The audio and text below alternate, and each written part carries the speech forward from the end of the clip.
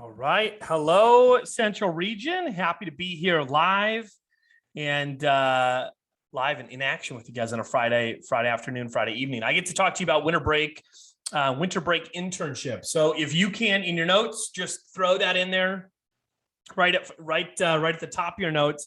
Question that I have for you first is, what do you think of when you think of internship? Right. So if you think internship, throw some things in the chat. What are some things that come to mind when you hear internship? Just that buzzword, right? Learning, experience, unpaid work, learning, experience. What else? Learning experience, coffee and notes, nonstop work. Great movie, sure. Resume booster. All right. Those are great, by the way. When I think of internship, I think of a few things. Internship, I think of experience, number one, right? That's typically why somebody goes to get an internship, is for experience. And in terms of income when it comes to a normal internship is really just a nice added perk, right? So in other words, many people in today's world would look for an internship purely to get experience. If they are paid for the work, that's a bonus. Okay. And a lot of times when somebody thinks of internship, it's, hey, let me get my foot in the door somewhere. But a lot of times it's a low level experience. What do I mean by that? It's you're going to do the bottom of the bottom rung, type of work, whether that means kind of, the grunt work. My dad used to, he's retired now, but he used to work at Merrill Lynch, and he'd have an internship every summer. Some college student that wanted to get into financial advising, and they would come to intern for him for 30 hours a week, unpaid, and they would make cold calls for 30 hours a week. That was the internship, right? So what were they getting? They were getting experience, and that was it, right? They got great experience, cold calls for 30 hours, built some tough skin, right? Some thick skin, and dealing with rejection and all sorts of different things, but they weren't earning any income.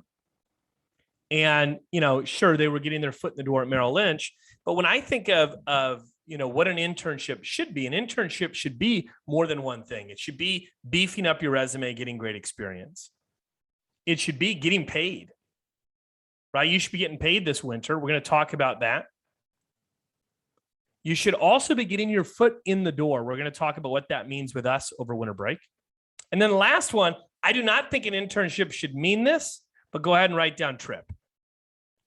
I'm not going to talk about details of it, but how cool would it be if that guy that, every summer, the new college student would intern for my father at Merrill Lynch? Do you think they'd have more people apply if at the end of it, they were like, and after you cold call for 30 hours a week for the entire summer, we're going to take you on a trip? I think there'd be more people that apply for it at that point. So we've got a lot of things that we're going to cover here. There is a handout. I didn't see if it got thrown in the chat. Perfect. There we go. There's the handout. So if you guys want to grab that, that's what I'm going to be walking through here. So, all right. I want to talk to you about making this winter break an absolute win for you. Okay. So we're going to be looking to talk about income, experience, commitment account, right? That also means earning your role and then winning a trip. So almost everything that you're going to hear me talk about, I am going to spend just a brief moment talking about mindset. I think that mindset makes a really big difference in everything that we do, right? In terms of if I look at something as a unique opportunity, I'm going to treat it differently. I'm going to show up differently, right? And with this, I really want you to understand how much value you can gain from your winter break internship. And when you do that, the person that approaches it with that kind of, amazement of like, wow, this is great. Look how much I can gain over my winter break. That's the person that actually gains all the things that we're talking about, right? Think about how many students would apply. And some of you aren't students, but just imagine how many students would apply if there was a business that was offering an internship that said, hey, you know what? Over your winter break, 2, 3, 4 weeks, however long, 5 weeks your winter break is, you could average, let's call it $500 to $1,000 of earnings per week. On top of that, you could earn yourself an advancement position for next semester or next summer. On top of that, you'd get a lot of extra things on your resume, and you'd be able to qualify for a trip. I think there'd be a line out the door applying for that position. And that's what you have in front of you with the winter break opportunity here at Vector in the Central Region. And so I want to start by kind of framing it that way, because when you look at it that way, I think you're going to hear things differently today. So the mindset that I always have for winter break every year. So this will be I started in 2002. This will be my 19th winter break program, I believe, if my math is right. And when I go into it, I think of this is, a very busy grind time for us. That's number one, right? Lace it up, get ready to go, get ready to compete. I also look at it as get the lessons. So what do I mean by get the lessons? I love approaching things, expecting it to be hard, expecting myself to be up for the task, and on the lookout for all the lessons that there are to gain. So I'm going to say those last three things again. I love showing up to things, expecting them to be hard, but expecting me to be able to handle it or work hard for it, and then looking for the lessons. Because I can tell you, if that's the way that I show up, when things are hard, something big is required of me, I have to make a sacrifice, I'm ready for it, and I handle it very effortlessly because of that mindset. All right. So we're going to talk about, there's three things that are on that handout. It's your personal sales, your office involvement, and then also team builder. And team builder is going to be able to, be one of the keys to being able to win the trip. All right. So winter break is an awesome time to sell Cutco, right? It's a great time to sell Cutco, and when I think about winter break selling, you just heard some great messages, right? You heard one that wasn't necessarily specific, a couple that weren't necessarily specific to winter break or holiday selling, but they were just sales in general, right? I hope that you heard those and you were like, my God, if I would have known that, last week or the week before, I would have sold more Cutco in the last couple of weeks. And then you got to hear a specific message on how to kind of, participate in holiday selling from Buddy the Elf. And I apologize, by the way, I didn't prepare, festive attire for you like Buddy did. So when it comes to creating a goal for sales, one of the things that I think is important to develop is this muscle of intensity. And, there are seasons in all of our lives that more is required of us, regardless if we're ready or not. Right. So an example of that would be like finals, right? If you're a student, right around finals time, nobody asks you, hey, you know what? Kylie, are you ready? Because if you're not ready, we can wait a little bit. It's like, no, this is finals time. And whether or not you're ready, this is when it is. Okay. Health challenges don't happen to us or our loved ones at the perfect time when we're ready for it. Right? A lot of times people have an extra opportunity or extra things that happen at work that nobody asks, are you ready for it? You just have to respond. When you get married and have kids, which some of you do on here, this happens all the time. It's a season. When I say a season of life, it's just a season of the year where, oh my gosh, this happened. My kid got, sick and or broke their leg, and now they're out of school for a little bit or whatever the case is. And now we have this, and our vehicle broke down, and that's a season. And so one of the things that's important to me is that I want to flex, I want to exercise my intensity muscle before it's needed. So when I find myself in that situation, I'm up for the task. So we have a winter break sales opportunity. It's awesome to sell Cutco around the holidays, no matter what, right? Thanksgiving, Black Friday, Cyber, all the things that Buddy talked about. Straight into the holiday. It is the in my opinion, one of the easiest times to sell Cutco. And it goes all the way through New Year's. And you might say, why is that? Well, New Year's, we sell a ton of Cutco because the market is created for us. Okay. So this part of my message here, I'm going to talk specifically on just selling Cutco around when our push period is. So we're going to have a sales contest. The sales contest dates, they're not out yet. We don't know exactly when it is. It is typically post-Christmas, sometime around New Year's. If we try and thread the needle in there between when Christmas is and when school starts back up. Okay, it doesn't land perfectly for everybody, but dates will come out a little bit later. All right. So whatever they are, it's usually 10 days, 2 weeks, something like that. And it's basically, hey, it's game time. Let's go. When people have the opportunity to sell around the holiday, one of the things that I think is really important is for them to understand our average goes up. The highest average order that we have throughout the entire year is at 2 specific times. 4th of July, right around that holiday. Go ahead and write these down. 4th of July, right around that time, and New Year's. Now you might think, wouldn't it be Christmas or wouldn't it be Thanksgiving? Those are the 2 highest average orders that we have all year.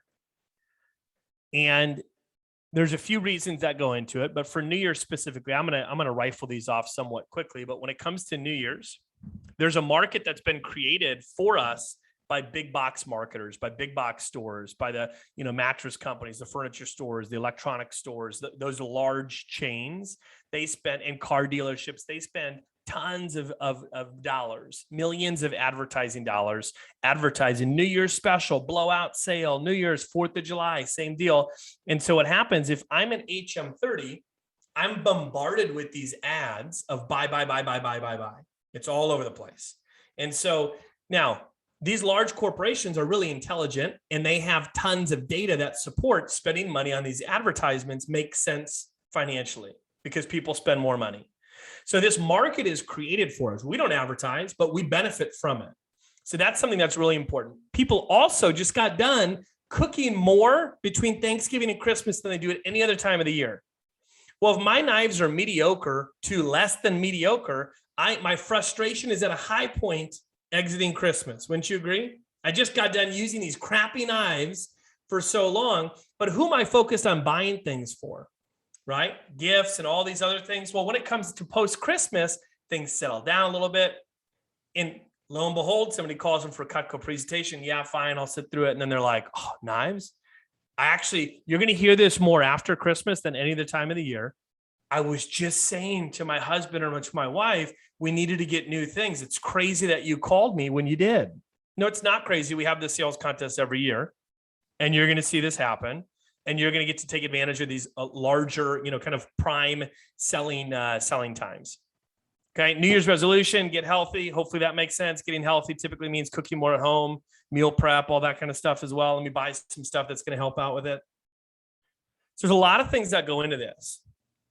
Okay. And so you might be having just gotten out of finals. Maybe you're selling a lot, maybe you're not, but at that time, our sales numbers take off. So I want you to be excited about that. But those push dates, hey, guess what? I don't care what you sold in your fast start. I don't care what you sold during SC2. If you were around in the summertime, I don't care what you sold in the last push period. That push period for a lot of people is the time where they shine. And it's their largest sales up to that point. Why? Because you have the biggest motivation behind you for it, which is, hey, I have the opportunity to maybe win a trip.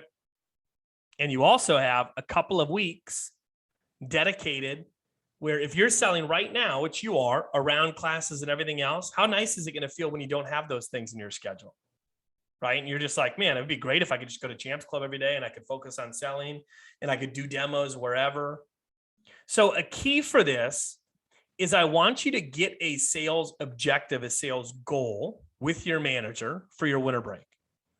Now, by the way, should you just wait to sell for the winter break push? No, not at all. The winter break push should be a portion of what you want to sell during the winter break. So you should be talking to your manager about, hey, here's what my objectives are for for December and January. But get the push dates, phone jams, meetings, that kind of stuff. Also discuss dates with your parents, right? Or loved ones. For me, I always discuss all my work dates with my wife because obviously, that's important so that we can balance things in the house and everything as well. And I want to really encourage you to make a decision on savings prior to your winter break. What does that mean? Well, I want you to save a certain amount of money. Okay. Having a job like this, being responsible with a job like this is saving a portion of every single paycheck that you get. That's just financially a responsible thing to do. And that shouldn't just be this job. It should be any job. But I feel very passionate about with this job because you have the opportunity to capture a lot of savings to set yourself up. right? You don't want to be the person that every check that you get, you find a way to spend it. And sometimes it's easier to set up a forced savings instead of trying to change your behavior. Does that make sense? Changing our behavior, that's difficult. Setting up a forced savings where that money is just taken out and saved for me, that's easier. So I want to encourage you to set up a withholdings with your manager. If you don't even know what that is, just write down ask manager about withholdings. You can save 10% all the way up to 50% of what you sell. Those of you that are in Leadership Academy, this is a great opportunity for you to climb the Leadership Academy ranks by saving more money, because that is one of the things that the division managers look for. The last thing on there, creating a sales goal, I want to encourage you, for those of you that have a lot of customers, you want to market to those customers. You don't want to lose that opportunity of marketing to your existing customers. Guys, even if you started selling Cutco a month ago and you have 20 orders at this point, cool. Send an email, send a text, send some stuff out to those people as you get closer to Thanksgiving. Because guess what? The people that you sold to a month ago, 2 months ago, 3 months ago, do you think they're spending money around the holidays? Yeah, just like everybody else. Nobody said, oh, I bought Cutco last month from Tyler Davis, so, I don't have any money for the holidays. Nobody does that. And so what I want you to understand is that the people that already bought from you, yeah, they bought from you at the skill level that you were 2 weeks ago, a month ago, 2 months ago. Are you better now? For sure. Is there more stuff that you could probably sell to them? Absolutely. Are they going to be looking for gifts? Totally. Do you think somebody's interested in buying a gift for somebody if they've been using that item for the last month and love it? Yes. So market to your customers. The second thing is office involvement. Let's talk about this. So for office involvement, what does this mean? Well, I want to encourage you to get involved with your manager and with your office in some capacity in a way that you are not involved right now. Okay. So one of the things I think is important with this job is I think that everybody should be growing all the time. Now that might sound like a tall order, but I believe that you should be challenged with the role that you currently have. So if you've been selling Cutco for the last month, 2 months, I would talk to your manager about, hey, what kind of leadership opportunities are available for me to take advantage of over winter break? Now, some of those may be paid and some of those may be unpaid. I can tell you right now in our office in Minneapolis, we've got a ton of reps that are awesome, that have been selling a lot of Cutco, that are, in our Leadership Academy. So if a newer rep were to say, hey, is there some sort of capacity for me to get involved in some leadership component over winter break? I'd say for sure, we'll always make room. We're not going to have room for more paid positions because those are taken by some more experienced people. But that doesn't mean that somebody can't take on 3, 4, 5 hours of extra work. Does that make sense? Or 10 hours of extra work, or whatever their capacity is, to learn a new skill and to be next up. There are a lot of people, a lot of students that look for that just look for internships. It's like, hey, I just need some experience. Well, guys, this winter break opportunity, you can learn HR. So go ahead and write these things down. You can learn HR. Every single business out there, by the way, struggles and needs help with HR.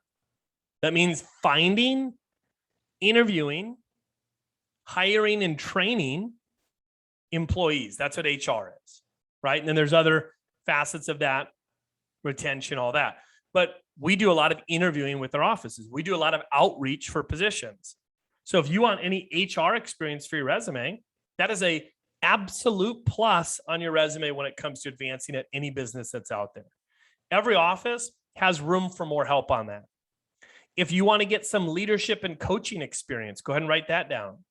Most of your offices have some capacity for that. If I had somebody in my office, again, we don't, like for instance, in Minneapolis, we don't necessarily have room for more paid positions over winter break. But if somebody said to me, I really want to just get some experience with it, I'd say, hey, we can set you up with coaching a new rep. We'll give you a mentee, if you will, out of training over winter break that you can kind of coach, put your arm around and, virtually speaking, and show them the ropes.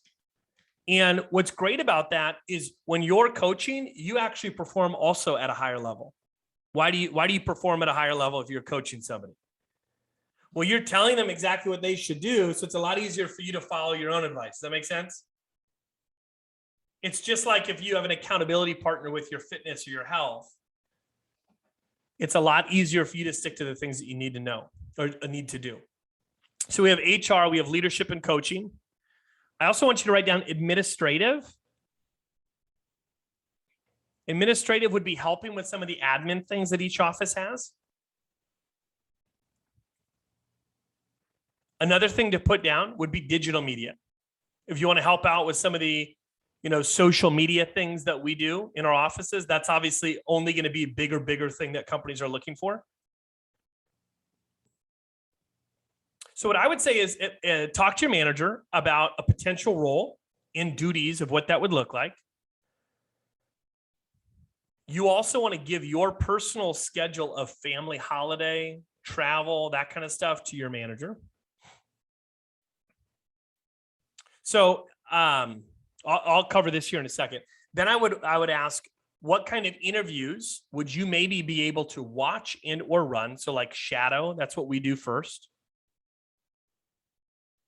Find out what kind of social media action you can take, and then the discussion of coaching reps. All right, so our office in Minneapolis, we will almost always operate on a little bit accelerated schedule to almost every other office in Cutco. In our office, we have our first winter break office call this Sunday night. Here's why I'm telling you this.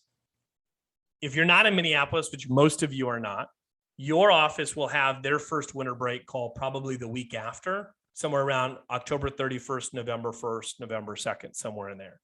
So what I would write down is ask your manager about winter break calls. Here's what these are.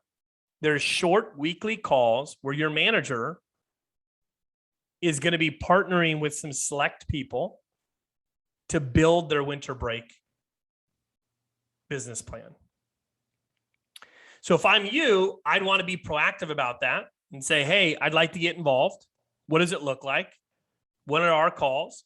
And just so everybody on here is aware, we have a planning meeting. All of the district managers and division managers have a planning meeting next Monday and Tuesday.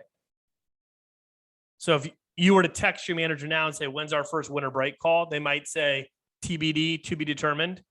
And then they'll probably text you on Monday and say, here's the date that it is. Does that make sense?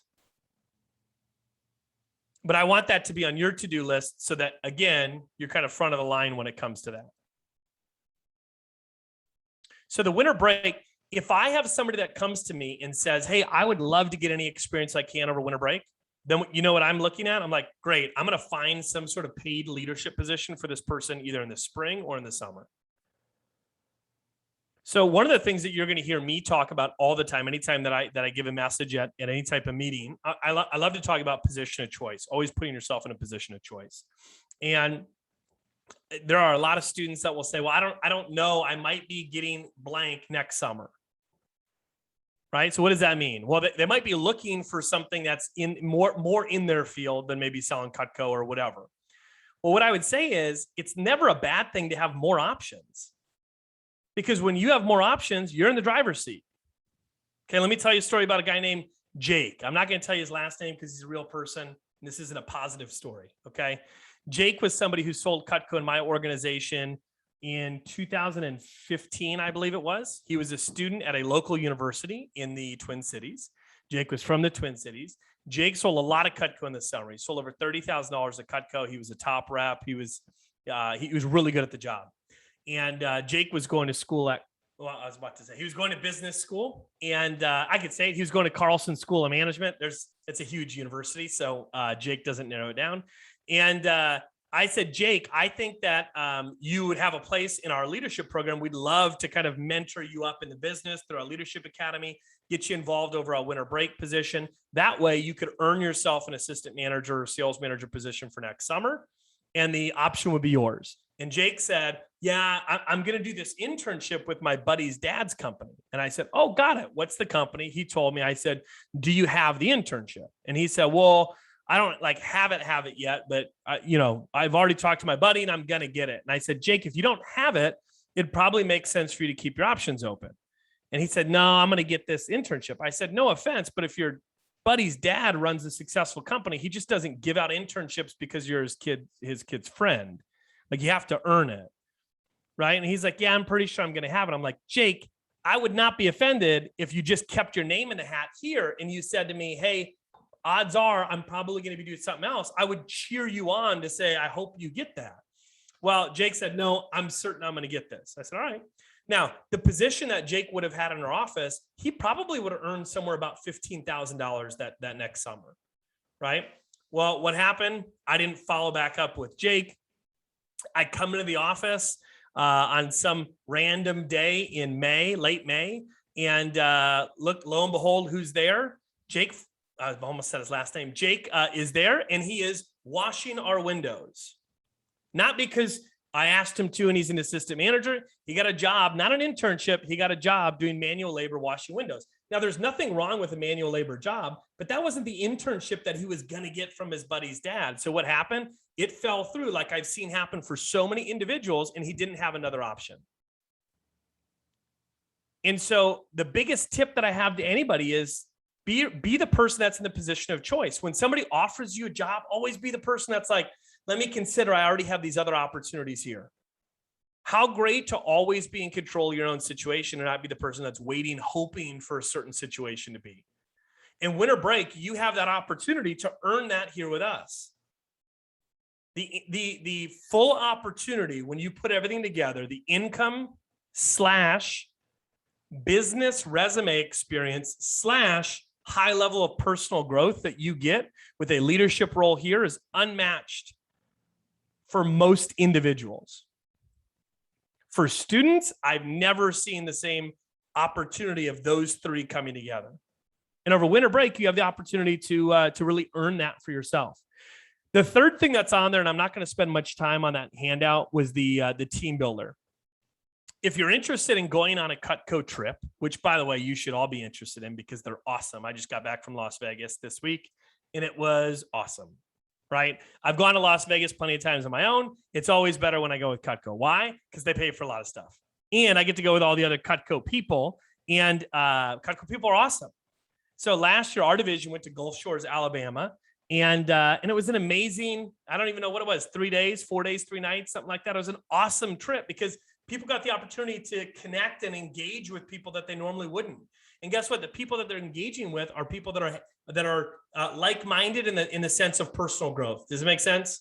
When I was a college student, my buddies at college, we weren't having conversations about personal growth and what do you do in the morning to get yourself motivated and you know, growing your capacity and your leadership skills. What were we talking about? Who could drink the most beer? That was the conversation that I was having with my college friends. And then I would go on a Cutco trip and I'd meet these other students that were talking about bettering their lives. And I was like, this is great.